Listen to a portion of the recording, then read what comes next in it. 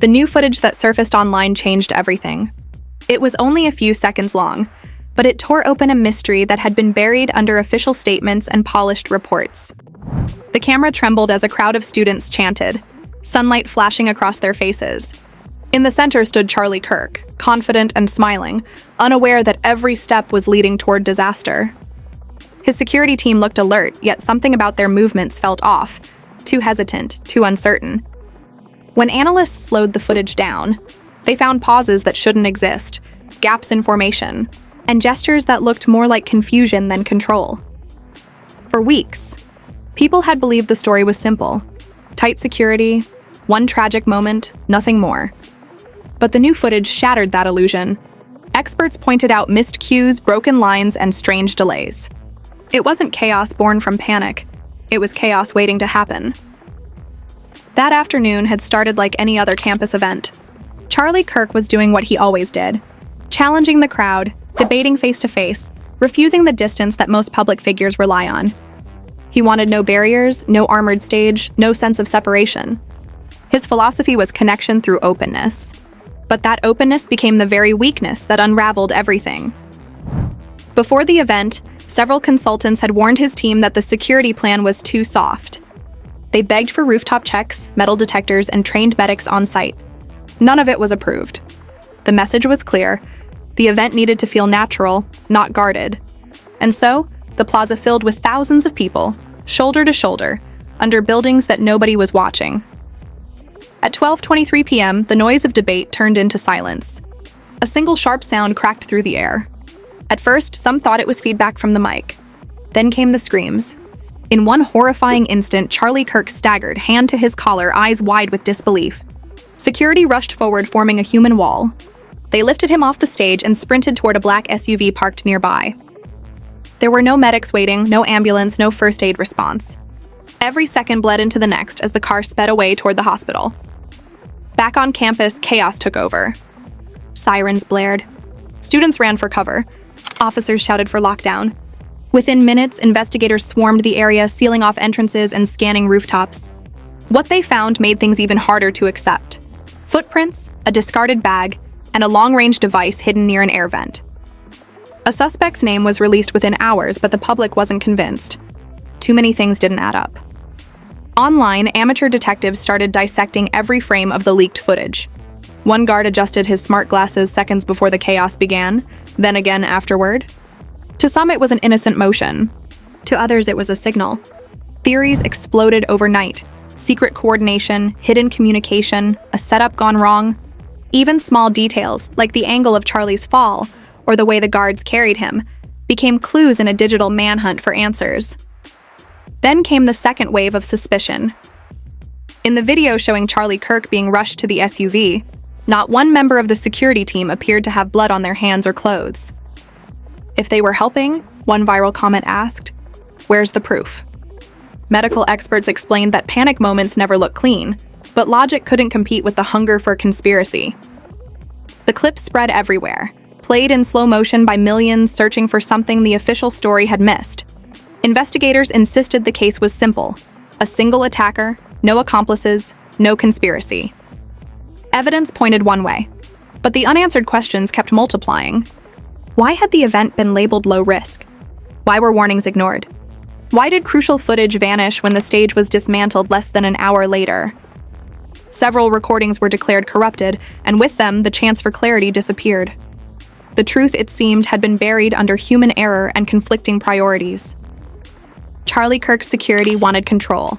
The organizers wanted openness. And between those two desires, safety slipped through the cracks. The tragedy wasn't just a single act. It was the result of every ignored warning leading to one final irreversible moment.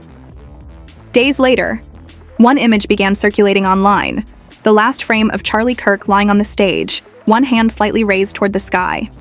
It lasted less than a second, yet it burned into public memory. Some said it was instinct. Others called it a sign of faith. Whatever it meant, it became the defining image of the tragedy, a reminder that even in chaos, some gestures speak louder than words. In the aftermath, investigators closed the case, but the public never accepted the ending. For those who saw the footage, too much still felt unfinished. The missing recordings, the gaps in the timeline, the overlooked warnings, all of it formed a riddle with no satisfying answer. And maybe that's why the story refuses to fade, because deep down, everyone who's watched that footage feels the same unease. That it wasn't only Charlie Kirk who was left unprotected. It was the fragile idea that truth would always find its way out. Hours after the chaos, the once crowded plaza was silent.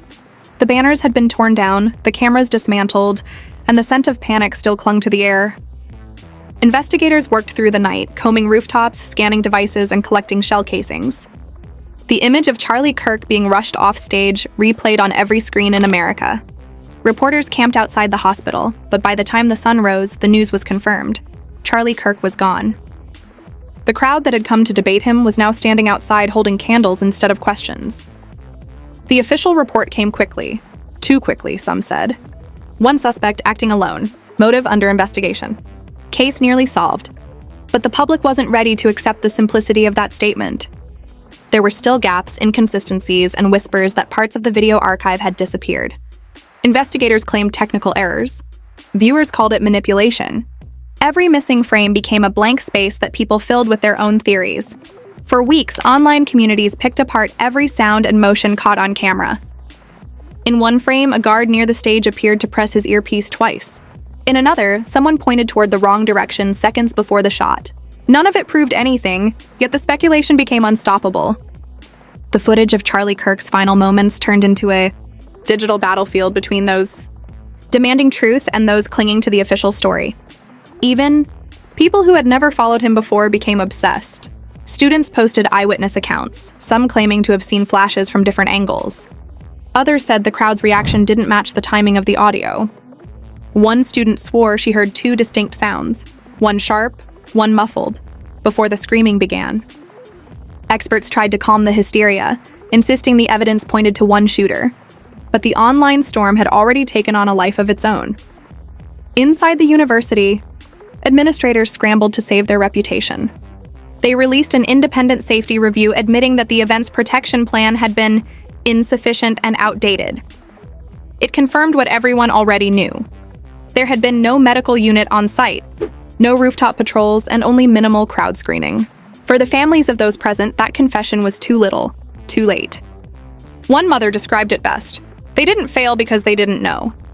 They failed because they didn't care enough to change. Meanwhile, the suspect, identified by law enforcement but rarely seen, became the ghost at the center of the story. He surrendered days later, escorted by relatives, his face pale and expressionless. Prosecutors called the case open and shut. But his calm demeanor, his choice to turn himself in, and his strange behavior after the incident only fueled more suspicion. Witnesses claimed he had been spotted at a local shop minutes after leaving the scene, buying ice cream as if nothing had happened. The store closed weeks later, giving the internet another piece of proof that something was being covered up. Through it all, Charlie Kirk's followers clung to one haunting question. Why wasn't he protected the way others in his position would have been? His team had the experience, the resources, and the knowledge. The missing factor wasn't ability, it was choice. He wanted to be near people, to prove that dialogue could replace division. That same ideal had drawn thousands to his speeches and, in the end, left him exposed to the very risks he dismissed. The most painful part came when the raw body cam audio leaked. You could hear the panic, the shouting, and someone whispering his name over and over as sirens wailed in the distance. There were moments of desperate coordination, orders shouted, radios failing, a voice asking, "Where's the medic?" But the medic was never there. The silence that followed those final words broke even the skeptics. For all the conspiracy, one fact stood above everything. The systems meant to save him didn't exist when he needed them most. As the weeks turned into months, tributes replaced outrage. Memorials sprang up across campuses. Murals painted by students who once argued with him now honoring his courage. A foundation was established in his name to advocate for safety reforms at public events. Ironically, his death accomplished what his words never could. It forced institutions to confront their own negligence. Universities rewrote protocols. Event organizers hired professional emergency units. The same openness that cost him his life became the reason thousands of future speakers would survive. Yet even in remembrance, the mystery lingered. A year later, new clips surfaced. alternate angles from audience phones that showed the moment from behind the stage. Nothing new was proven, but the questions reignited. Why did some members of the security team vanish from record afterward? Why did others resign without explanation? Why were the last 10 seconds of stage audio permanently missing from every recording?